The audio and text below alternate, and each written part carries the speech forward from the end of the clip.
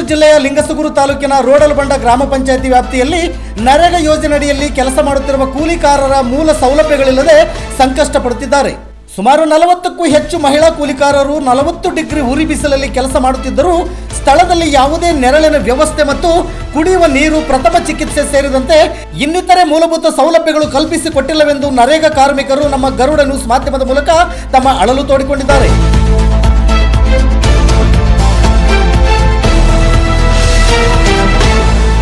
ಈ ಸಂದರ್ಭದಲ್ಲಿ ಕರ್ನಾಟಕ ದಲಿತ ಸಂಘರ್ಷ ಸಮಿತಿಯ ಗ್ರಾಮದ ಮುಖಂಡರಾದ ಕ್ಷೀರಲಿಂಗಪ್ಪರವರು ಮಾತನಾಡಿ, ಬಡಕೂಲಿ ಕಾರ್ಮಿಕರನ್ನು ಅಮಾನವೀಯವಾಗಿ ದುಡಿಸಿಕೊಳ್ಳುತ್ತಿರುವುದು ಅತ್ಯಂತ ಖಂಡನೀಯ. ನರೇಗಾ ಕೂಲಿಯಿಂದಲೇ ಜೀವನ ನಡೆಸುವವರಿಗೆ ಮೂಲಭೂತ ಸೌಕರ್ಯ ಒದಗಿಸುವಲ್ಲಿ ಸಂಬಂಧಪಟ್ಟ ಅಧಿಕಾರಿಗಳು ನಿರ್ಲಕ್ಷ್ಯ ಮತ್ತು ಬೇಜವಾಬ್ದಾರಿ ತೋರುತ್ತಿದ್ದಾರೆ. ಕಳೆದ 2 ತಿಂಗಳಾದರೂ ಕೂಡ ಪಂಚಾಯಿತಿ ಅಭಿವೃದ್ಧಿ ಅಧಿಕಾರಿಗಳು ಪಂಚಾಯಿತಿ ಕಚೇರಿಗೆ ಬರುತ್ತಿಲ್ಲ ಮತ್ತು ಸಾರ್ವಜನಿಕರ ಫೋನ್ ಕರೆಗಳು ಕೂಡ ಸ್ವೀಕರಿಸುತ್ತಿಲ್ಲ ಮತ್ತು ಉರಿ ಬಿಸಿಲಲ್ಲಿ ಕೆಲಸ ಮಾಡುತ್ತಿದ್ದರೂ ಕೂಡ ಕನಿಷ್ಠ ಕುಡಿಯುವ ನೀರು ಒದಗಿಸುವಲ್ಲಿಯೂ ಕೂಡ ಗ್ರಾಮ ಪಂಚಾಯಿತಿ ಸಿಬ್ಬಂದಿಗಳು ಬೇಜವಾಬ್ದಾರಿ ತೋರುತ್ತಿದ್ದಾರೆ ಎಂದು ಆಕ್ರೋಶ ವ್ಯಕ್ತಪಡಿಸಿದರು.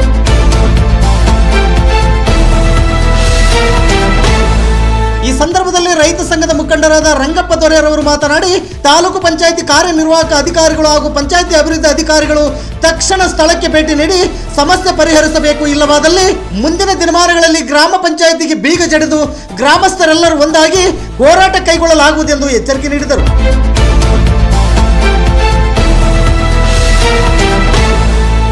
ನಿತ್ಯ ನಿರಂತರ ಸುದ್ದಿಗಾಗಿ ಗರುಡ ನ್ಯೂಸ್ ವೀಕ್ಷಿಸಿ. ಸುದ್ದಿ ನಿಮ್ಮದು, ಸದ್ದು ನಮ್ಮದು.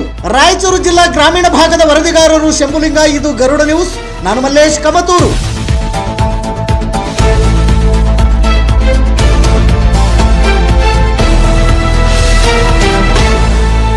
ಇಲ್ಲಿ ಒಂದು ಕುಡಿಯೋ ನೀರಿನ ವ್ಯವಸ್ಥೆ ಇಲ್ಲ, ಟೆಂಟಿನ ವ್ಯವಸ್ಥೆ ಇಲ್ಲ, ಮತ್ತೆ ಇಲ್ಲಿ ಡಾಕ್ಟರ್ ವ್ಯವಸ್ಥೆ ಇರೋದಿಲ್ಲ.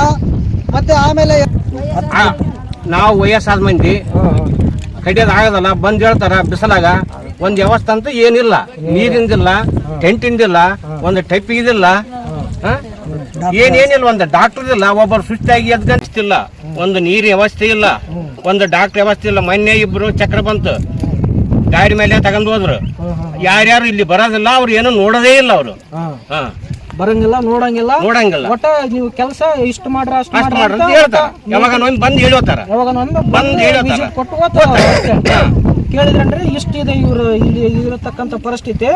ಅವರು ಬೇಫ್ಟ್ ಬಂದ್ಗೆ ಏನೋ ಮುಂದೆ ನಿಂತ್ಕಲ್ಲ, ಕೆಲಸ ಮಾಡಿಸಲ್ಲ, ಒಂದು ನೀರಿನ ವ್ಯವಸ್ಥೆ ಇಲ್ಲ, ಒಂದು ಟೋಪಿಗಿಲ್ಲ, ಒಂದು ಟೆಂಟ್ ಇಲ್ಲ ಅಂತ ಹೇಳ್ತಾ ಇದ್ದಾರೆ. ಹಿಂಗಾಗಿ ಮುಂದಿನ ದಿನಗಳಲ್ಲಿ ಒಂದು ವೇಳೆ ನಾಳೆನೇ ಎಷ್ಟೊತ್ತಿದ್ರೆ ಯುವ ಸಾಬ್ರಿಗೊಂದು ಇಲ್ಲಿಂದ ಒಂದು ಎಚ್ಚರಿಕೆ ಕೊಡ್ತೀವಿ.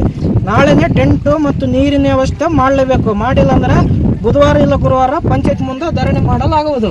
ಆಯ್ತು, ಮಾಡಮ್ರು, ಮಾಡ್ತೀವಿ. ಆಮೇಲೆ ಇಲ್ಲಿ ಇದು 270 ರೂಪಾಯಿ ಏನು ಹಾಕಿದಾರಲ್ಲ ಅಮೌಂಟ್, ಅದನ್ನ ಎಷ್ಟು ಬರಬೇಕು ರೂಲ್ಸ್ ಪ್ರಕಾರ 370 ರೂಪಾಯಿ ಅಷ್ಟು ಮುಂದಿನ ದಿನಗಳಿಗೆ ಅದು ಜಮಾ ಮಾಡಿ ಕೊಡಬೇಕು. 2 ದಿನ ಆಯ್ತು ರೀ ಕೆಲಸ ಚಾಲೂ ಮಾಡಿ, ಸರಿಯಾಗಿ ನೀರಿನ ವ್ಯವಸ್ಥೆ ಇಲ್ಲ. ಮತ್ತೇನೈತಿ, ಎಲ್ಲ ವಿದ್ಯಾರ್ಥಿ ಕೆಲಸ ಮಾಡೋರಿಗೆ ಟೆಂಟ್ ವ್ಯವಸ್ಥೆ ಇಲ್ಲ, ಈಚೆ ಕ್ಯಾಪ್ ಇಲ್ಲ. ಯುವ ಸಾಬ್ರಿಗೆ ಫೋನ್ ಮಾಡಿದ್ರ ಸಮೇತಿಗೆ ಫೋನ್ ತೆಗ್ತಾ ಇಲ್ಲ. ಅವರು PDO ಫೋನ್ ಮಾಡಿದ್ರನ PDO ಫೋನ್ ಎತ್ತಾ ಇಲ್ಲ.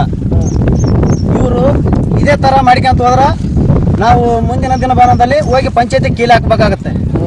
ಕೆಲಸ ಮಾಡಿದ್ರೆ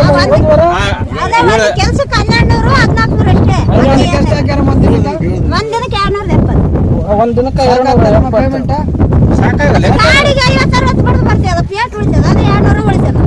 ಪೇಮೆಂಟ್ ಜಮಾ ಆಗಿಲ್ಲ ಅಂದ್ರೆ ಈಗ ಇಲ್ಲಿ ಕೆಲವೊಬ್ರು ಏನ್ ಮಾಡಿದಾರ, ಕಂಪ್ಯೂಟರ್ ಆಪರೇಟರ್ ಐತಿ, BFT ಐತಿ, ಕೆಲವೊಬ್ರಿಗೆ ಪೇಮೆಂಟ್ ಹಾಕಿದಾರ, ಕೆಲವೊಬ್ರಿಗೆ ಪೇಮೆಂಟ್ ಹಾಕಿಲ್ಲ. ಈ ಅಮ್ಮಗ ಪೇಮೆಂಟ್ ಬಂದಿಲ್ಲ. ಆಮೇಲೆ ಮುಂಚೆ ಮಾತಾಡಿತಕ್ಕಂತ ಅಮ್ಮಗ ಪೇಮೆಂಟ್ ಬಂದಿದೆ. ಆ ಅಮ್ಮಗ ಎಷ್ಟು ಬಂದಿದೆ ಪೇಮೆಂಟ್ ಅಂದ್ರೆ ಒಂದ್ ದಿನಕ್ಕೆ 270 ರೂಪಾಯಿ ಎಂಬುದೇ ಪೇಮೆಂಟ್ ಬಂದಿದೆ. ಈ ತರ BFT ಆಮೇಲೆ ಕಂಪ್ಯೂಟರ್ ಆಪರೇಟರ್ ತಮ್ಮ ಸ್ವತಃ ಇಚ್ಛೆಯಿಂದ ತಾವು ತಮಗೆ ಬೇಕಿದ್ದವರಿಗೆ ಎಷ್ಟು ಹಾಕ್ಬೇಕು ಎಷ್ಟಿಲ್ಲ ಎಂಬ ಮೇಟಿಗಳ ಡಿಪೆಂಡ್ ಮೇಲೆ ಪೇಮೆಂಟ್ ಆಗ್ತಾ ಇದಾರ. ಮೇಟಿಗಳು ಅವ್ರನ್ನ ಕೇಳಕ್ ಹೋದ್ರೆ ಏನ್ ಹೇಳ್ತಾ ಇದಾರ, ನಿಮ್ಗೆ NMR ಹಾಕಿ ಕೊಟ್ಟಿದ್ದ ದೊಡ್ಡ ತಪ್ಪಾಗಿದೆ, ಇನ್ ಮುಂದೆ NMR ಹಾಕಂಗಿಲ್ಲ, ಏನ್ ಮಾಡ್ಕೊಂಡ್ರು ಮಾಡ್ಕರ ಅಂತ ಈ ತರ ಹೇಳಿಕೆ ಕೊಡ್ತಾ ಇದಾರ. ಈ ಅಮ್ಮಂದು ಒಂದು ಸಾಕ್ಷಿ. ಇವಾಗ ಪೇಮೆಂಟ್ ನೆಕ್ಸ್ಟ್ ಟೈಮ್ ಪೇಮೆಂಟ್ ಜಮಾ ಆಗಿದೆಮ್ಮ ನಿಮ್ಗ? ಜಮಾ ಆಗಿದೆ ನಿಮ್ಗ 270 ರೂಪಾಯಿ ಬಂದಿದೆ. ಅಂದ್ರೆ ನರೇಗಾ ಉದ್ಯೋಗ ಖಾತ್ರಿ ಯೋಜನೆ ಅಡಿಯಲ್ಲಿ ಒಂದಿನಕ್ಕೆ ಒಬ್ಬ ಕೂಲಿಕಾರರಿಗೆ 370 ರೂಪಾಯಿ ಇದೆ. 30 ರೂಪಾಯಿ ಮತ್ತೆ 30 ರೂಪಾಯಿ ಆಟೋಕ್ ತಗೊಂತಾರ. ಆಟೋಕ್ ಯಾಕೆ ಕೊಡ್ತಾರಮ್ಮ? ಅಂದ್ರೆ ಬರಾಗೈತೆ 30 ಒಂದಿನಕ್ಕೆ 30 ಫಸ್ಟ್ ಕಾರ್ಡ್ 8 ಕಿಲೋಮೀಟರ್ ಎಲ್ಲ ಅದು 30 ರೂಪಾಯಿ ರೊಕ್ಕದಷ್ಟೇ ಹೇಳ್ರಿ, 30 ರೂಪಾಯಿ ಆಟೋ ಕೊಡ್ತೀವಿ.